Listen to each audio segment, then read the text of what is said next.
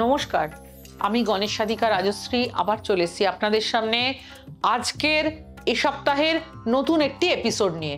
চলুন শুরু করা যাক আজকের এপিসোড।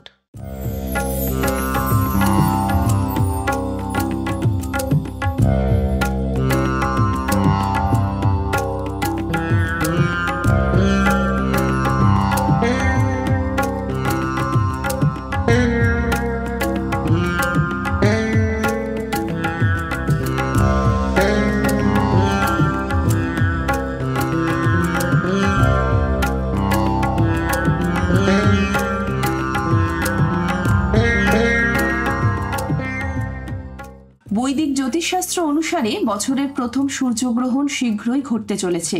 এই সূর্যগ্রহণ দুটি রাশির জন্য অশুভ বলে মনে করা হচ্ছে। আসুন জেনে নিই রাশিচক্রের উপর সূর্যগ্রহণের কি প্রভাব পড়বে। চন্দ্রগ্রহণের পর এখন বছরের প্রথম সূর্যগ্রহণ ঘটতে চলেছে।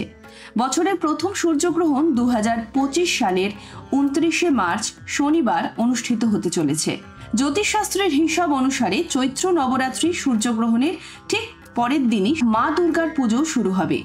জ্যোতিষশাস্ত্র অনুসারে বছরের প্রথম সূর্যগ্রহণ মীন রাশি ও উত্তর ভাদ্রপদ নক্ষত্রে হতে চলেছে।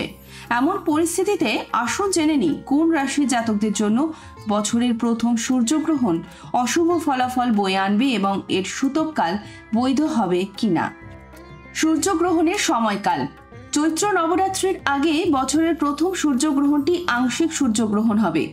বছরের প্রথম সূর্যগ্রহণ 2025 সালের 29শে মার্চ দুপুর 2:21 থেকে সন্ধে 6:16 পর্যন্ত হবে। গ্রহণের মোট সময়কাল হবে 3 ঘন্টা 53 মিনিট। চৈত্র নবরাত্রিতে গ্রহণের প্রভাব। চৈত্র নবরাত্রির একদিন আগে বছরের প্রথম সূর্যগ্রহণ ঘটছে। সেক্ষেত্রে গ্রহণের কারণে চৈত্র নবরাত্রির ঘট স্থাপন হবে কিনা তা নিয়ে মানুষ চিন্তিত। যেহেতু এই সূর্যগ্রহণ ভারতে দেখা যাচ্ছে না, তাই নবরাত্রির কলস স্থাপনের ওপর এই গ্রহণের কোনো প্রভাব পড়বে না। এই দুই রাশির জাতকদের সমস্যা বাড়বে। বছরের প্রথম সূর্যগ্রহণ মেষ এবং বৃশ্চিক রাশির জাতক জাতিকাদের জন্য অশুভ বলে মনে করা হচ্ছে। এই রাশিগুলির জাতকদের আগামী 1 মাস সাবধানে থাকতে হবে। অর্থের বিশাল পরিমাণে ক্ষতি হতে পারে। কেমন লাগলো আজকের এপিসোড?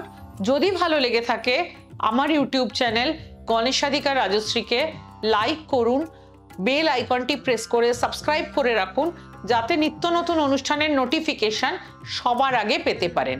আপনারা ভালো থাকুন, সবাইকে ভালো রাখুন। নমস্কার।